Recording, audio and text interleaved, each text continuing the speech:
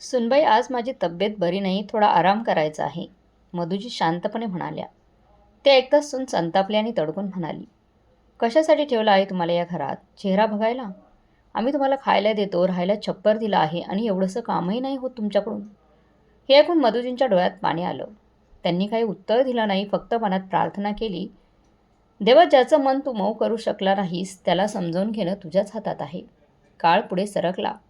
पण एक दिवस असा आला जेव्हा मधुजींनीच आपल्या सुनबाईला धडा शिकवला. काय झालं होतं त्या दिवशी? नक्की पहा. मधुजी खोलीत बसून रामायणाचं वाचन करत होत्या. तेवढ्यात सुनबाई संतपलेल्या अवस्थेत आत आली आणि त्यांच्यापुढे पुसायचं फडकं फेकून म्हणाली, हे घ्या आणि संपूर्ण घरात पोछा मारा. मधुजी शांतपणे म्हणाल्या, सुनबाई, आज अंगात खूप वेदना होत आहेत, मी आज इतकं काम करू शकत नाही.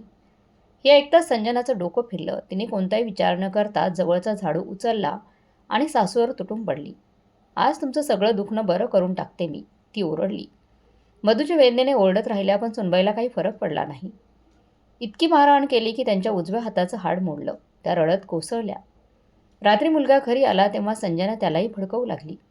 तुझी आई माझं आयुष्य उद्ध्वस्त करून टाकते, काहीच काम करत नाही, फक्त खाणं हवं असतं. मुलगा आईकडे न बघताच रागाने बोलू लागला. मधुजी घाबरून शांतपणे आपल्या खोलीत गेल्या आणि कोपऱ्यात बसल्या. त्या दिवसानंतर त्यांना जाणवलं, पतीच्या मृत्यूनंतर जसा आत्म्याचा एक भाग मेला होता, तसंच आज उरलेलं सुद्धा संपलं. त्यांचा श्वास चालू होता, पण जिवंत असल्याची जाणीव उरली नव्हती. त्या जुन्या क्षणात हरवून गेल्या. जेव्हा घरात शांतता होती आणि त्यांचे पती पांढऱ्या चादरीत गुंडाळून अंतिम संस्कारासाठी नेले जात होते, तेव्हा त्या काहीच बोलल्या नव्हत्या. ना डोळ्यात पाणी, ना तोंडात शब्द. ते दुःख शब्दांच्या पलीकडचं होतं. पहिले काही दिवस सासरचे लोक त्यांना धीर देत होते, पण 4-5व्या दिवसानंतर नजरेत पुन्हा तोच दुरावा दिसू लागला. त्यांना जाणवले की आता त्या त्यांच्या दृष्टीने एक ओझं झाले आहे. पतीच्या मृत्यूनंतर 4थ्या आठवड्यातच नणंद स्पष्ट शब्दात म्हणाली, आता या घरावर तुझा काही अधिकार नाही. दीर्घा अधिक कठोर होता. तो म्हणाला, आता काय आम्ही तुझं रडके चेहरे पाहू का? आमच्या मुलांसमोर हे नाटक नको. आणि मग एक दिवस त्यांनी त्यांचं सगळं सामान बाहेर फेकून दिलं. मधुजी रस्त्यावर उभ्या होत्या, हातात छोटी बॅग आणि मनात हजारो प्रश्न, पण डोळ्यात पाणी येत नव्हतं. पण जणू दुःखाने मर्यादा पार केली होती. त्यांनी आपल्या भावाला फोन केला, मी तुझ्याकडे येत आहे. मनात आशेचा किरण जागा झाला की आता कदाचित थोडं समाधान मिळेल. भाऊ आणि वहिनीने त्यांना घरात घेतलं. सुरुवातीला वहिनीने सन्मान दिला, मुलांशी त्या मिसळल्या आणि मधुजींनी देवाचे आभार मानले. पण काही दिवसांनी वहिनींचं वागणं बदलू लागलं. छोट्या गोष्टींवर चिडचिड, तिरकस बोलणं, आवाज वाढवून बोलणं सुरू झालं. मधुजींच्या मनात पुन्हा तोच जुना भय शिरला. कदाचित हे छप्परही माझ्या डोक्यावरून जाणार का? आणि मग तो दिवस आलाच, जो त्यांच्या आयुष्यातील सर्वात कठीण ठरला. एका संध्याकाळी वहिनीने पतीला बोलवलं आणि मधुजीवर आरोप केले, ही घरात राहून माझ्या आणि मुलांच्या आयुष्यावर परिणाम करते, माझ्या स्वातंत्र्यात अडथळा आणते. भावाने पत्नीचं ऐकून घेतलं आणि संतापून म्हणाला, उद्या सकाळपर्यंत हे घर रिकामं कर हा. मधुजींनी समजावण्याचा खूप प्रयत्न केला, पण काहीच उपयोग झाला नाही. त्या रात्री त्या विचार करत राहिल्या, मी इतकी वाईट आहे का की सगळे दरवाजे माझ्यासाठी बंद होतात. त्यांच्या मांडीवर छोटा अजित झोपला होता. पतीची शेवटची आठवण, त्यांचा एकमेव आधारस्थान. क्षणभर त्यांना वाटलं की आयुष्य संपवावं, पण अजितकडे पाहून तो विचार त्यांनी दूर केला. जर मीच नसले तर या निष्पाप लेकराचं काय होईल? त्यांनी डोळे पुसले आणि नव्या आयुष्याच्या शोधात निघाल्या. पदरात काही शिल्लक दागिने बांधले आणि एका ओळखीच्या माध्यमातून फॅक्टरीत काम मिळवलं. त्यांना शिवणकामाचं कौशल्य होतं. तिथे त्यांना सिलाईचं काम मिळालं. पगार फारसा नव्हता, पण त्या पैशात 2 वेळेचं अन्न मिळू लागलं आणि त्यांचं जगणं पुन्हा हळूहळू सुरू झालं. दिवस कामात जात असे. रात्री मधुजी अजितला अभ्यास करवायच्या आणि उरलेला वेळ पूजापाठात घालवायच्या. अशा प्रकारे जीवन कठीण नक्कीच होतं. पण प्रत्येक दिवस त्यांना हे जाणवून देत होता की त्या कमजोर नाहीत. ते एक आई आहेत, जी आपल्या लेकरासाठी सगळं सहन करू शकते. त्यांना एकच आशा होती की एक दिवस सर्व काही बदलेल. तो दिवस उशिरा येऊ दे, पण त्या हार मानणार नव्हत्या. सकाळची वेळ होती. फॅक्टरीत मशिनांचा आवाज घुमत होता. कपडे घामाने भिजले होते, पण मधुजींच्या हातातील बोटं कपडे शिवण्यात इतकी रमली होती की जणू त्या स्वतःच आणि आपल्या मुलाचं भविष्य शिवत होत्या. त्यांच्या मनात एक निर्धार होता की अजितला चांगलं आयुष्य द्यायचं. त्यांची इच्छा होती की अजितने त्यांच्या दारिद्र्याच्या थकव्याचा आणि भूतकाळाच्या सावल्यांपासून दूर जाऊन एक सुंदर जीवन जगावं. म्हणून त्यांनी आपल्या प्रत्येक थेंब परिश्रम त्या स्वप्नासाठी अर्पण केला. वर्ष पुढे सरकत गेली आणि अजित शिक्षणात प्रगती करत राहिला. त्यांच्या डोळ्यातील चमक मधुजींना अंतःकरणातून समाधान देत असे. तो शाळेतून येऊन स्वतःचे कपडे धुवायचा, कामात त्यांना हातभार लावायचा, सगळी मदत करायचा. ते पाहून मधुजींच्या मनात अभिमान दाटून येई. माझा मुलगा वेगळा आहे. माझ्या संस्कारांची हीच साक्ष आहे. आणि मग तो दिवस आला ज्याचं स्वप्न मधुजींनी वर्षानुवर्ष पाहिलं होतं. अजितने कॉलेज पूर्ण केलं, मुलाखत दिली आणि त्याला नोकरी मिळाली. जेव्हा त्याला पहिला पगार मिळाला तेव्हा त्याने आईच्या हातात काही नोटी ठेवल्या. मधुजींच्या डोळ्यात अश्रू आले. त्यांनी मुलाला घट्ट मिठी मारली आणि मनोमन देवाचे आभार मानले. जीवनातील वेदना आता फळ देऊ लागल्या होत्या. असं वाटत होतं की आता त्यांचा दुःखाचा शेवट जवळ आला आहे. दुःख आता संपून जाईल. त्यांना वाटलं आता आयुष्यात शांतताच येईल. शांततेत जाईल माझं आयुष्य. मी माझ्या मुलाच्या आनंदात सामील होईल. पण त्याच काळात त्यांचा भाऊ आणि वहिनीचं वागणं पुन्हा बदलायला लागलं. जे लोक कधी काळी त्यांना घराबाहेर काढून रस्त्यावर सोडून गेले होते ते आता दर तिसऱ्या दिवशी चौकशी येऊ लागले. वहिनी तर डोक्यावर पदर घेऊन गोडगोड बोलू लागली, माफी मागण्याचं नाटक करू लागली. त्यांच्या बोलण्यातून खोटेपणाचा वास येत होता. पण मधुजींनी काही प्रतिक्रिया दिली नाही. त्यांना समजलं की त्यांच्या सुधारलेल्या परिस्थितीकडे पाहून आता ते पुन्हा नातं जोडायचा प्रयत्न करत आहेत. मधुजींच्या स्वभावातच होतं नाती तोडण्यापेक्षा जोडण्याचा प्रयत्न करणं. त्यामुळे त्यांनी आपल्या घराचे दरवाजे उघडे ठेवले. एक संध्याकाळी अजित त्यांच्यासमोर येऊन बसला. चेहऱ्यावर काहीतरी गंभीर भाव होते. मधुजी विचारतात. मधुजी त्याला म्हणतात, काय झालं बाळा, सर्व काही ठीक आहे ना? कसली काळजी करत आहे? काही टेन्शन तर नाही ना? अजित हळू आवाजात म्हणाला, आई मी एक निर्णय घेतला आहे. मधुजी आश्चर्याने म्हणाले, कसला निर्णय बाळा? तो म्हणाला, मला संजनाशी लग्न करायचे. मी संजनाशी लग्न करायचे ठरवले आई. हे ऐकून मधुजींना जणू विजेचा झटकाच बसला. ही ती संजना, त्यांच्या वहिनीची मुलगी, जिने कधी काळी त्यांच्यावर खोटे आरोप करून त्यांना घराबाहेर काढण्यात मुख्य भूमिका बजावली होती. त्या थक्क झाल्या. काही क्षण त्या काहीच बोलू शकल्या नाहीत. नंतर त्यांनी नजर वर केली आणि विचारलं, बाळा तुला माहीत आहे ना ती कोण आहे? तिच्या आईने माझ्यासोबत काय केलं होतं आणि कशी वागली होती? अजितने मान खाली घातली पण तरी ठाम आवाजात म्हणाला, आई काही झालं असलं तरी मला संजना आवडते. मला तिच्यावर लग्न करायचंय. ती एक चांगली मुलगी आहे. तिला एक संधी द्यावी. मधुजींनी त्याला अनेक दिवस समजावलं पण अजित मात्र त्याच्या विचारावर ठाम राहिला. शेवटी त्यांनी मनावर दगड ठेवून हार मानली. एक दिवशी त्यांनी आपला भाऊ आणि वहिनीला घरी बोलवलं आणि स्वतः संजनाचा विवाहाचा प्रस्ताव ठेवला. तो त्यांच्या आयुष्यातील सर्वात कटू क्षण होता. वहिनीच्या चेहऱ्यावर पुन्हा तेच विजयी हास्य, तोच अहंकार दिसत होता. पण तरीही मधुजी शांत राहिल्या. मुलाच्या आनंदासाठी त्यांनी आपले अश्रू, दुःख सगळं गिळून टाकलं. हे फक्त एक आईच करू शकते, जी आपल्या लेकराच्या सुखासाठी स्वतःचा द्वेष आणि अभिमान दोन्ही बाजूला ठेवू शकते. लग्न ठरलं, विधी झाले आणि संजना त्या घरात सून म्हणून आली. मधुजींच्या मनात आनंदाचा कणभरही भाव नव्हता. त्यांच्या प्रत्येक हसण्यात एक बनावटपणा होता. त्यांना ठाऊक होतं या नात्यात दडलेलं विष एक दिवस बाहेर येईलच. पण त्या आई होत्या म्हणून त्यांनी गप्प राहणं पसंत केलं. सगळं देवावर सोडलं आणि स्वतःला नव्या परीक्षेसाठी तयार केलं. लग्नाच्या सुरुवातीला सगळं आनंद दिसत होता. संजना हसतमुख होती, गोड बोलून सगळ्यांचं मन जिंकण्याचा प्रयत्न करत होती. ती मधुजींशी नम्रपणे बोलायची. हे पाहून मधुजींच्या मनात विचार आला, कदाचित मीच चुकीची होते. ही मुलगी खरंच खूप सुंदर आहे, चांगली आहे, माझ्या मुलासाठी योग्य असावी. पण आईचं मन कधी कधी फसतं. तरी डोळे मात्र सत्य ओळखतात आणि ते सत्य फार काळ लपून राहिलं नाही. थोड्याच दिवसात संजना म्हणू लागली, आई आता आम्ही दोघं नोकरी करतो, त्यामुळे मी तुमच्या जबाबदाऱ्या उचलू शकत नाही. तुम्ही तुमचं स्वयंपाकघर वेगळं करा. हे ऐकून मधुजींच्या डोळ्यात अश्रू आले पण त्या काही बोलल्या नाहीत. अजितने तात्काळ या निर्णयाला विरोध केला.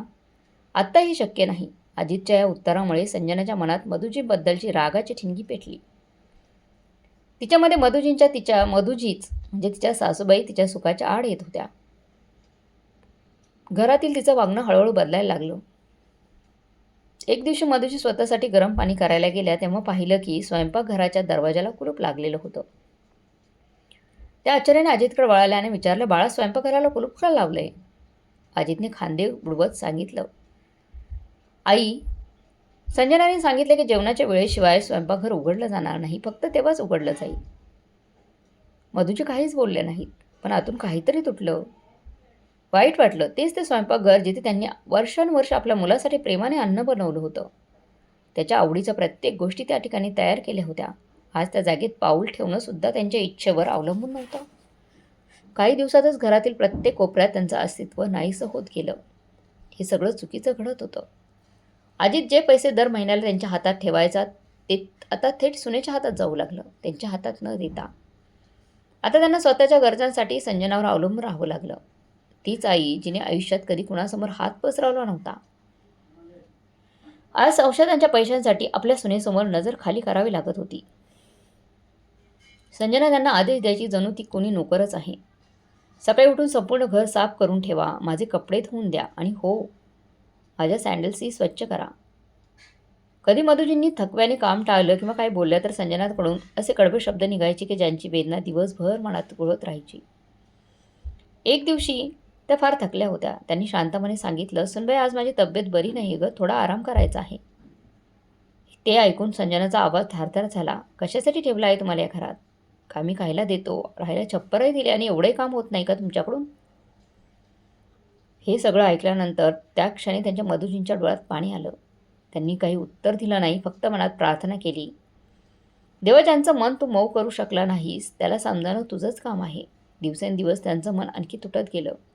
त्या विचार करत राहिल्या, मी कधी कोणाच्या मुलीशी असं वागले नाही, पण माझ्याच सारखी दुसरीच मुलगी मला माणूस म्हणून का बघत नाही? आजी सगळं त्यांच्या समोरच होतं, पण तो डोळे कान बंद करून बसलेला होता. तो नेहमीच आपल्या पत्नीच्याच बाजूने बोलायचा, माहीत नाही का? आई, तूच चुकीचं समजत आहेस. संजना खरोखर समजूतदार आहे. तूच प्रयत्न तरी कर. मधुजी काही बोलत नाहीत, फक्त विचार करत राहतात. हा तोच माझा अजित आहे का, जो कधी माझ्याशिवाय झोपू शकत नव्हता? आज त्याला माझा अश्रूही दिसत नाहीत का? त्या देवासमोर हात जोडून उभ्या होत्या, राहत आणि म्हणत, मला फक्त थोडं धैर्य दे, थोडं समाधान दे. जगावर नाही, फक्त माझ्या लेकराकडून इतकं दुःख अपेक्षित नव्हतं मला. संजना दिवसेंदिवस अधिक कठोर होत गेली. कधी ती त्यांच्यावर चोरीचा आरोप लावत असे, कधी काही काम न केल्याबद्दल टोमणे मारत असे. पाहुणे आले की संजना मधुजींना खोलीत बंद करायची आणि बाहेर सांगायची, आईची तब्येत बरी नाही आहे, त्या विश्रांती घेत आहेत. आणि मधूच्या आत बसून अश्रू दाबत भिंतीला टेकून रडत राहायच्या. प्रत्येक दिवसागणिक त्यांची स्थिती अधिक वाईट होत गेली. घरात त्यांची किंमत आता फक्त एक ओझं म्हणून उरली होती. ते एका कोपऱ्यात सीमित झाल्या, जिथे फक्त आठवणी होत्या. थोडी शांतता आणि मनात सतत टोचणारा एक वेदनादायक भाव. फक्त जेव्हा त्या पूजा करायच्या तेव्हाच थोडं समाधान मिळायचं. तो एकमेव क्षण होता जेव्हा त्या स्वतःला त्या जगापासून दूर आपल्या देवाजवळ जाणवत होत्या. ती छोटीशी खोली आता त्यांच्यासाठी मंदिरासारखी झाली होती. त्या आजही देवासमोर शांतपणे प्रार्थना करत बसल्या होत्या.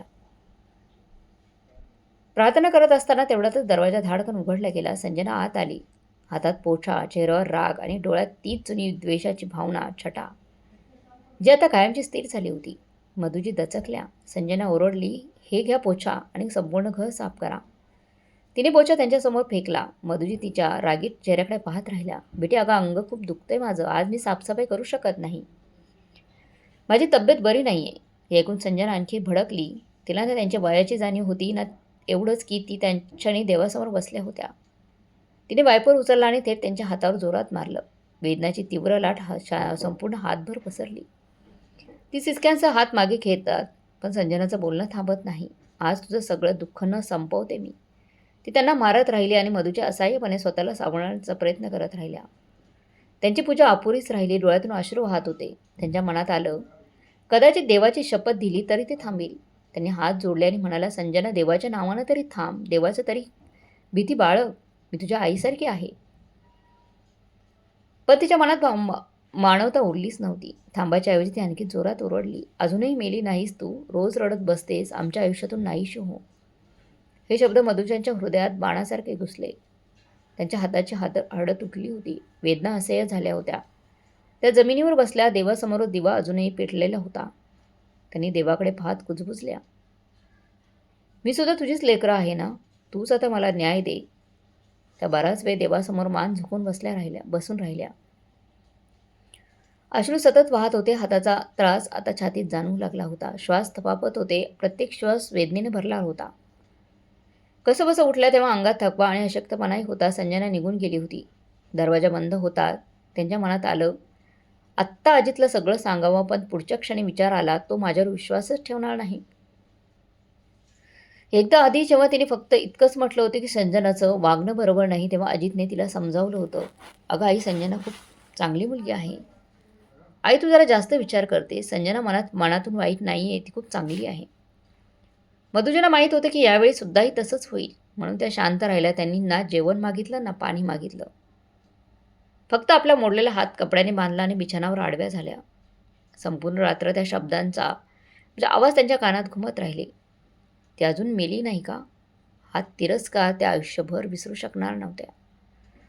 जेव्हा एखादी सूनच आपल्या सासूला मरून जाण्यास सांगते, तेव्हा ती फक्त शरीरावर नाही तर आत्म्यावरही जखम करते, मनातून पोखरून टाकते. सकाळी डोळे उघडले तर खोलीत तीच शांतता पसरलेली होती. त्यांनी पुन्हा एकदा अंतःकरणातून देवाला आठवलं, "परमेश्वरा, देवा, जर मी कधी कोणाचं वाईट केलं असेल तर मला माफ कर. पण पण मी निर्दोष आहे, तर माझ्याशी न्याय कर." त्यांच्यात काहीतरी बदल होत होता. मन आता अधिक दृढ होत होतं. त्या समजून गेल्या होत्या की आता कुणाकडूनही काही अपेक्षा ठेवायची नाही, कारण एकटा देवच पुरेसा आहे. आणि त्याने मनात एक निश्चय केला, जोपर्यंत श्वास आहे तोपर्यंत सहन करेन, पण देवावर कधी तक्रार करणार नाही. जो मन जाणतो तोच एक दिवस माझा न्याय करेल. त्यांच्या हातात मुंग्या येत होत्या. सूज वाढत चाललेली होती, सूज वाढलेली होती, पण त्या शांत होत्या. कारण त्यांना ठाऊक होतं की इथं कुणालाच त्यांच्या वेदना दिसणार नाही. इथे फक्त तेच खरं मानलं जाणार आहे, जे इतरांना दाखवलं जातं. संध्याकाळी अजित ऑफिसवरून घरी आला. थकलेला होता. थकलेला पण चेहऱ्यावर नेहमीसारखीच कठोरता. मधुजी धीर करून त्याच्यासमोर बसल्या हळू आवाजात म्हणाल्या, "बाळा, बघ, माझा हात फार सुजला आहे. दुखतोय माझा हात. कदाचित हाड मोडलं असावं." अजितने एक नजर टाकली आणि काळजी करण्याऐवजी त्याच्या डोळ्यात राग चमकला. "आई, आई, हा पुन्हा काय नवीन ड्रामा आहे? तू नेहमी तक्रारच करत राहतेस. कधी हे दुखतंय, कधी ते दुखतंय. कधी शांत बसतेस का?" संजना म्हणत होती की तू स्वतः घसरलीस आणि आता तिच्यावर दोष टाकत आहे. हे ऐकताच मधुजींच्या नजरेसमोर काळोख दाटला. हा तोच अजित होता का, जो कधी त्यांच्या हलक्या उंदक्यावरही धावत येत असे? आज तोच त्यांच्या मोडलेल्या हाताला ड्रामा म्हणत होता. त्यांचं हृदय तुटलं, गळा दाटून आला. फक्त एवढंच बोलू शकल्या त्या, "बाळा, तुला माझ्यावर विश्वास नाही का?" अजितने चेहरा वळवला. त्या शांतपणे आपल्या खोलीत परत गेल्या. रात्रीचा शेवटचा प्रहार होता. सगळं शांत. त्यांनी डोळे मिटले, पण मन जागं होतं. त्या देवाशी बोलत होत्या. आपलं दुःख सांगत होत्या, समाधान मागत होत्या. तेवढ्यातच एक भयानक किंकाळीने ती शांतता भंगली. त्या दचकल्या. आवाज स्वयंपाकघरातून येत होता. तो कोणीतरी परक्या स्त्रीचा नव्हता, तो संजनाचा होता. थरथरत्या पायांनी त्या दरवाजाकडे गेल्या. तेवढ्यात अजित धावत आला, स्वयंपाकघराकडे गेला. मधूच्या दारात पोहोचल्या आणि फक्त एवढंच ऐकलं, "आई, संजनाला काहीतरी किड्याने चावलंय. कुणीतरी संजनाला चावलंय." त्यांचं हृदय जोरात धडधडू लागलं. संजना जमिनीवर पडलेली होती, त्याचा हात घट्ट धरलेला, डोळ्यात भय. अजितने तिला तातडीने गाडीत बसवलं आणि हॉस्पिटलला निघून गेला. मधूच्या दारात उभ्या राहिल्या आणि ती गाडीत दूर जाताना पाहत राहिल्या. मनात अस्वस्थता होती. हा तोच हात होता ज्याने काल मला मारलं होतं, आणि हा तोच क्षण होता जो सगळं बदलून टाकणार होता. यानंतरच आयुष्य पूर्ण बदलून जाणार होतं. रात्रीचा उरलेला वेळ त्यांनी अंधारात घालवला. डोळ्यांना झोप नव्हती. कधी काळजी वाटे, कधी दया येई, सुनेचीच. पण एक गोष्ट स्पष्ट होती, देवाने त्यांची दखल मात्र नक्की घेतली होती. कदाचित हाच न्यायाचा प्रारंभ होता. सकाळी अजित परतला. त्याच्या चेहऱ्यावर थकवा आणि चिंता दिसत होती. "आई, विष फार तीव्र होतं, पण डॉक्टरांनी कसंबसं सांभाळलंय. आता ती ठीक आहे." मधुजाने शांतपणे मान हलवली, काही बोलल्या नाहीत. दुपारी संजनाला घरी आणलं गेलं. ती पूर्णपणे गप्प होती, डोळे खाली, हात थरथरत होते. ती थेट आपल्या खोलीत गेली, काही न बोलता. काही क्षणातच पुन्हा एक किंकाळी. यावेळी आणखी एक भयानक. त्या तात्काळ दाराकडे धावल्या. अजय पळत आला. त्याच वेळी संजना पलंगाच्या मध्याशी उभी होती. चेहरा पांढरा पडला होता, शरीर थरथरत होतं. ती मोठमोठ्याने ओरडत होती, "इथे काहीतरी आहे, खूप मोठे. विंचू मला चावतील असं वाटतंय." अजितने पलंगाची चादर उचलली. सगळा कोपरा तपासला, पण तिथे काहीच नव्हतं. "संजना, इथे काही नाही. तुला फक्त भास होतोय." अजित शांतपणे समजावत होता, पण संजनाचा तो भास थांबण्याचं नाव घेत नव्हता. ती भिंतीला टेकून हाफवत बसली होती आणि सतत म्हणत राहिली होती, "इथं काहीतरी आहे, इथेच होते." मोठा विंचू होता. अचानक ती खोलीबाहेर पळाली. आणि स्वयंपाकघराकडे गेली. जसं तिने दरवाजा उघडला तशी पुन्हा एक किंकाळी. इथेही विंचू आहेत. ते मला चावतील. यावेळी अजितचा संयम सुटला. तो चिडून म्हणाला, संजना शुद्धीवर ये. इथे काहीच नाही आहे. काही विंचू वगैरे नाही आहे. पण संजना सतत मागे सरकत होती. शेवटी ती स्वयंपाकघराच्या दारापासून दूर जाऊन भिंतीजवळ जाऊन बसली आणि दोन्ही हाताने आपला चेहरा झाकला. विंचू आहेत.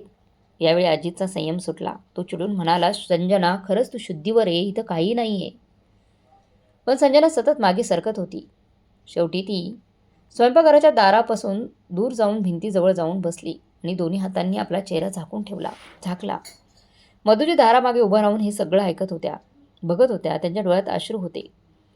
पण ते आनंदाचे नव्हते. ते एका विचित्र दुःख आणि आश्चर्याने भरलेले होते. असं का? मनात विचार उमटला, माणूस खरंच इतका बेफिकीर होऊ शकतो का? जोपर्यंत त्याच्यावर संकट येत नाही तोपर्यंत दुसऱ्याचं दुःख त्याला जाणवत नाही. संजना आता आपल्या भासांनी, तिला भास होत होते, भासांनी वेडीसारखी झाली होती. ती स्वयंपाकघराकडे पाहू शकत नव्हती. त्या प्रत्येक वस्तू तिला विंचूच दिसत होते. अजितने डॉक्टरांशी संपर्क साधला, काही औषधं आणली, पण संजनाचा भीतीचा झटका कमी होत नव्हता. रात्री पुन्हा किंकाळ्या ऐकू यायच्या. वाचवा, तो माझ्या पलंगावर आहे. अजित प्रत्येक वेळी धावत जायचा, सगळं तपासायचा, कुठे काही आहे का. पण तिथे काहीच नसायचं.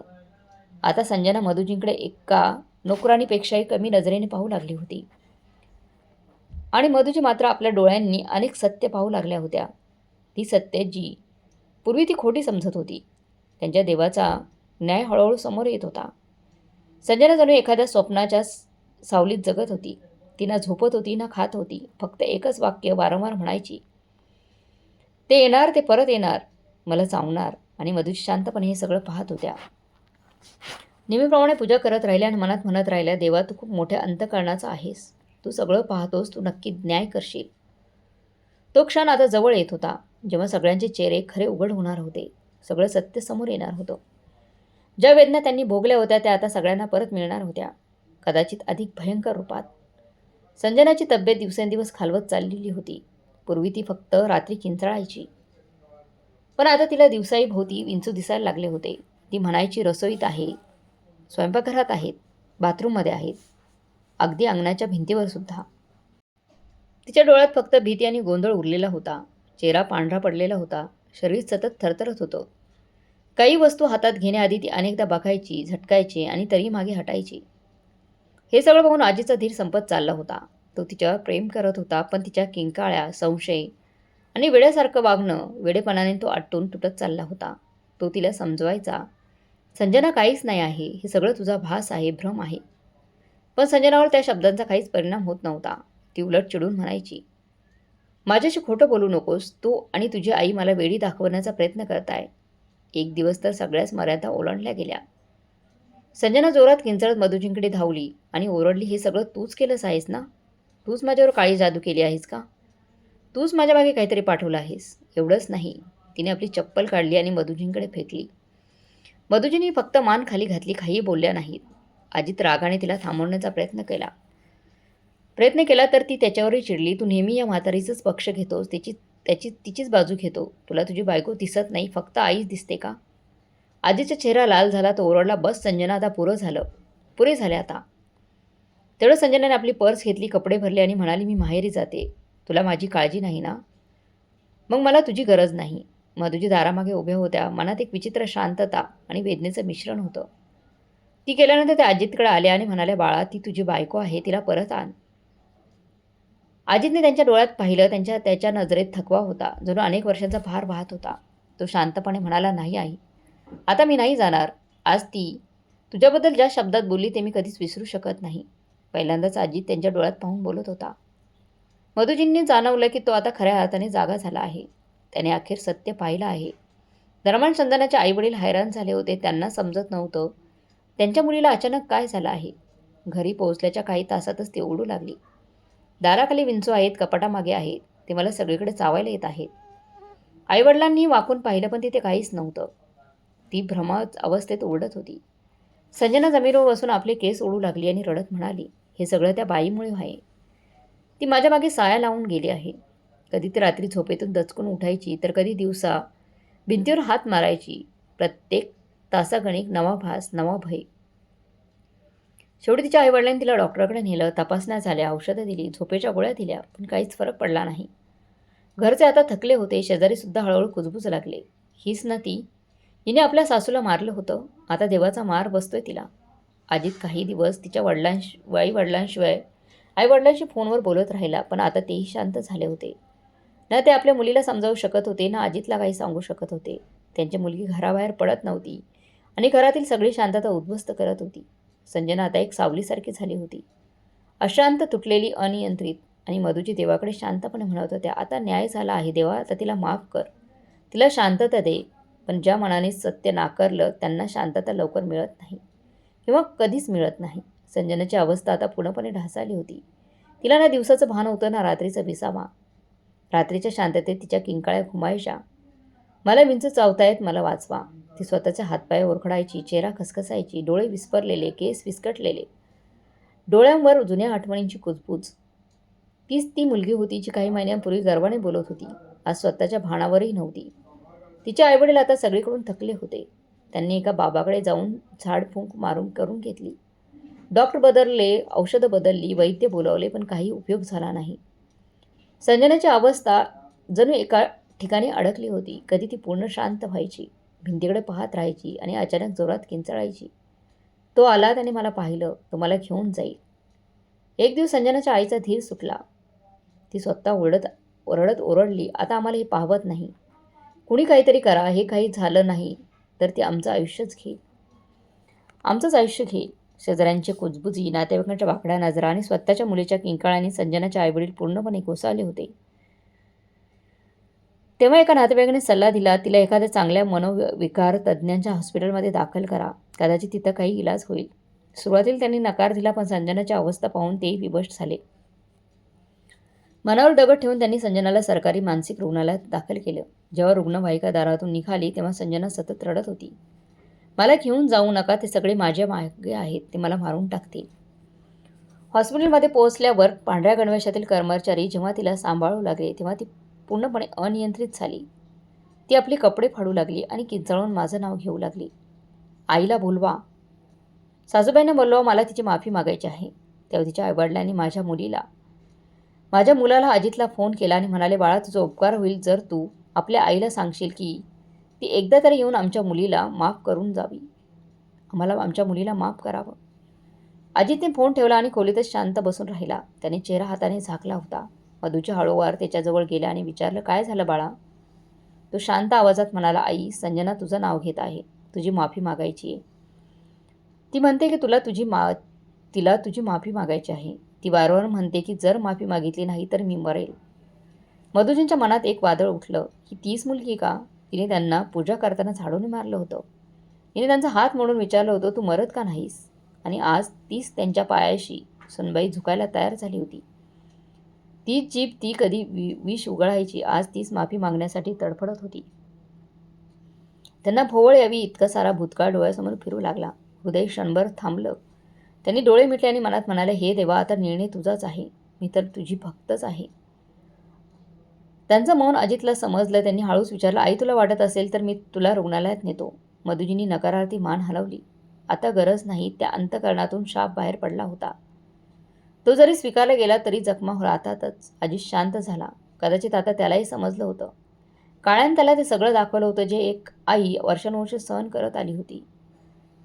दुसऱ्या दिवशी संजनाची तब्येत आणखीनच बिघडली. ती स्वतःचे केस ओढू लागली, स्वतःला जखमा करू लागली. तेव्हा डॉक्टरांनी तिला जबरदस्ती औषध दिला. तिचा आवाज खोलीभर घुमत होता, आई, मला माफ करा, मला माफ करा. तिचे वडील दाराजवळ उभे राहते. आई भिंतीला टेकून रडत होती. डॉक्टर हताशपणे इंजेक्शन देत होते.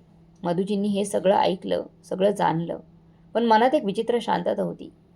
त्या एक आई होत्या ज्यांनी आपल्या मुलासाठी सगळं सहन केलं होतं, ज्याच्यावर वारंवार अन्याय झाला, पण त्यांची वेदना शेवटी देवाच्या दरबारात ऐकली गेली होती. संजनाचा हिशोब आता सुरू झाला होता. ही शिक्षा तिला कोणत्या माणसाने दिली नव्हती, तर ती फक्त काळाने स्वतः लिहिली होती. मधुजींच्या मनात सुडाची भावना नव्हतीच कधी, पण एक समाधान नक्की होतं. देव न्याय करतो, उशिरा का होईना करतो, पण पूर्ण न्याय करतो. त्या दिवशी सकाळी नेहमीसारखीच होती, पण मनात एक बेचैनी होती. त्या रोजच्या प्रमाणे पूजा करत होत्या. तेवढ्यातच दरवाजावर टकटक झाली. दार उघडलं तर समोर त्यांचा भाऊ आणि वहिनी उभे होते. त्यांचे चेहरे एवढे उतरलेले होते की एक क्षण त्यांना विश्वासच बसला नाही. हे ते तेच लोक आहेत का ज्यांनी वर्षापूर्वी खोट्या आरोपांवरून त्यांना घराबाहेर हकलून दिलं होतं. भावाच्या हातात एक छोटीशी पोटली होती. जणू एखादा प्रवासी दारावर आसरा मागत आला होता. मधूजी काही बोलायच्या तोपर्यंत वहिनी त्याच्या पायाशी कोसळली आणि रडत म्हणाली, फक्त एकदा देवाच्या नावाने मला माफ करा.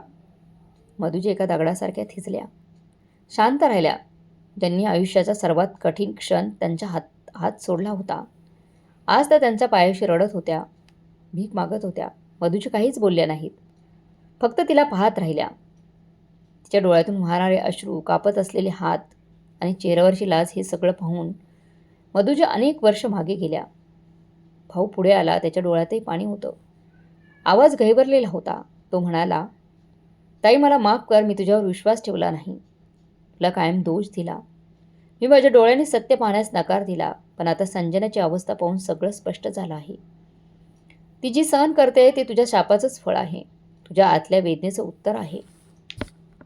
मधुजींचं हृदय थबकलं. वर्षानुवर्ष दडपलेला आक्रोश ओठांवर येऊ पाहत होता. पण त्यांनी स्वतःला सावरलं. त्यांना वाटलं, आता मी ओरडून विचारावं का? आता आलात का माफी मागायला? सगळं संपल्यावर आठवलं माझं सत्य. पण त्या शांत राहिल्या.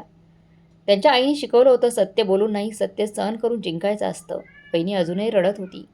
ती पुन्हा पुन्हा म्हणत होती, मीच तुझ्यावर खोटा आरोप लावला होता. मला वाटलं होतं तू घरात खूप वेळ घालवतेस आणि माझा नवरा तुला जास्त महत्त्व देतो. माझ्या अहंकाराने माझ्या बुद्धीवर पडदा टाकला. मी बदला घेण्यासाठी माझ्या मुलीचं तुझ्या मुलाशी लग्न लावलं. पण माझ्या मुलीची अवस्था पाहून समजलं, जिच्यावर अन्याय केला तिच्या शापानेच आमचं आयुष्य उद्ध्वस्त झालं.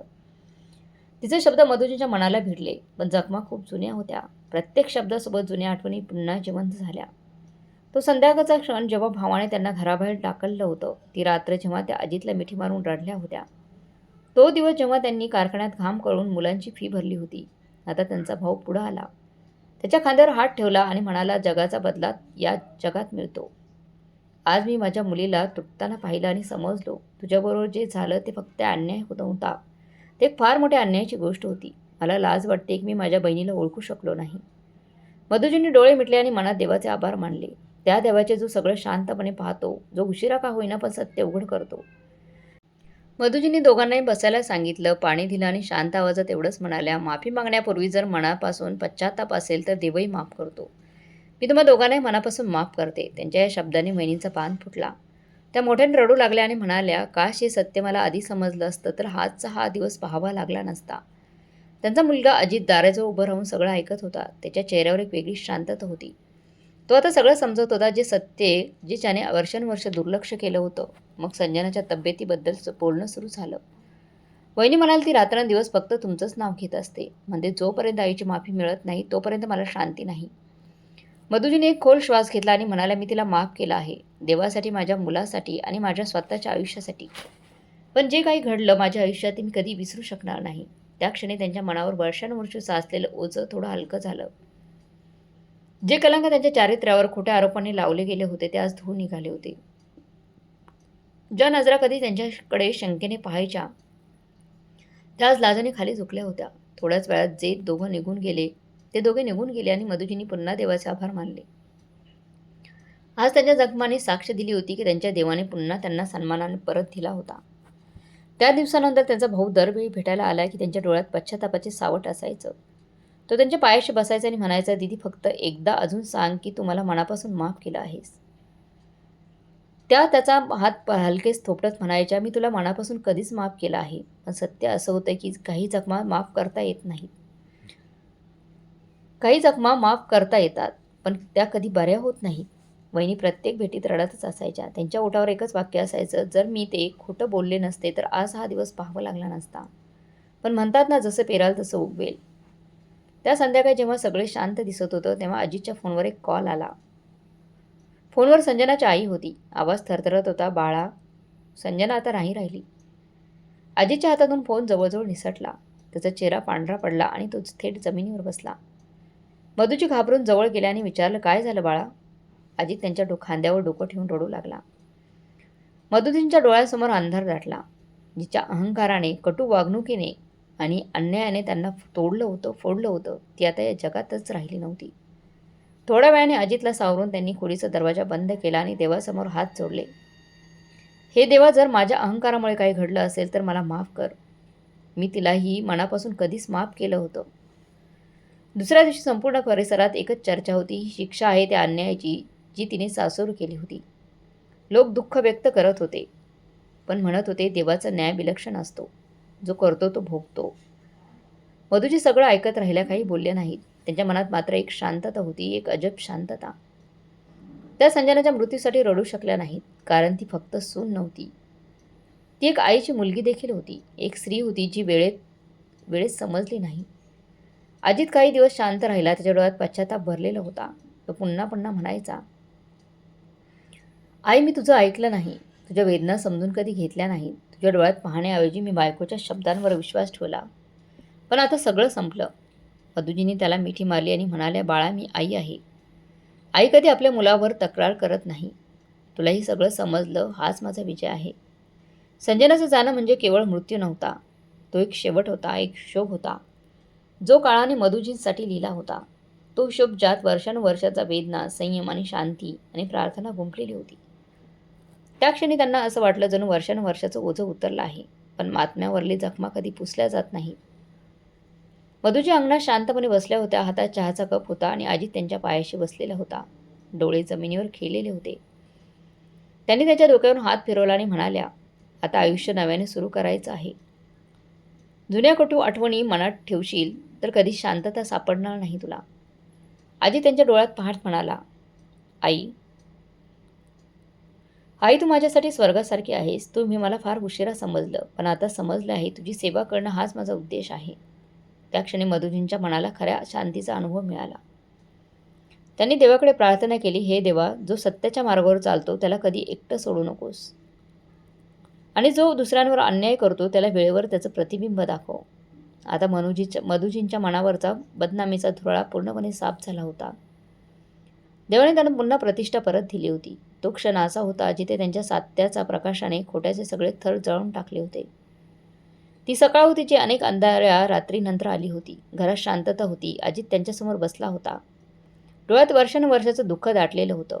तो म्हणाला, आई, मी खूप चूक केली. मी नादान होतो. तुझ्याच दुःख कधी समजून घेतलं नाही. तुझ्या तक्रारीने कधी लक्ष दिलं नाही. मी सत्य पाहिलं, पण उशिरा. मधुजींचा हात त्याच्या डोक्यावरून फिरत होते, जणू वर्षानुवर्षाच्या दुःखावर मलम लावत होत्या. त्या म्हणाल्या, बाळ, आईची मिठी नेहमी खुली असते. उशिरा आलास, पण रिकामा हाताने नाही गेलास. अजित छोट्या मुलासारखा त्यांच्या खुशीत रडत होता आणि मधुजी देवाचे आभार मानत होते की त्यांचा मुलगा वेळेत सत्य समजून गेला. संजनाच्या जाण्याने तो तुटला होता, पण त्याच तुटण्याने त्यांच्या अंतर्मनाला प्रकाश जागा झाला होता. काही महिन्यानंतर अजितच्या चेहऱ्यावर पुन्हा आयुष्याची चमक दिसू लागली. त्यांना समजलं होतं की तो आता आयुष्य नव्याने अपराध भावाशिवाय आणि नव्या आशेने सुरू करू इच्छितो. म्हणून मधुजींनी त्याच्या दुसऱ्या लग्नाचा निर्णय घेतला. त्या म्हणाल्या, बाळा, जर माणसाला दुसरी संधी मिळाली तर त्यात पहिल्या वेळेची शिकवण असली पाहिजे. यावेळेस अशा मुलीची निवड केली जी फक्त पत्नी नाही तर चांगली सूनही बनेल आणि सगळ्यात महत्त्वाचं एक चांगली माणूस असेल. आणि देवाने त्यांच्या प्रार्थनेला उत्तर दिलं. काही आठवड्यानंतरच एक संबंध आला. त्या मुलीबद्दल सगळेच चांगले बोलत होते. संस्कारी आहे, गुणी आणि सगळ्यात महत्त्वाचं म्हणजे आईवडिलांची, सासूची सेवा करणारी.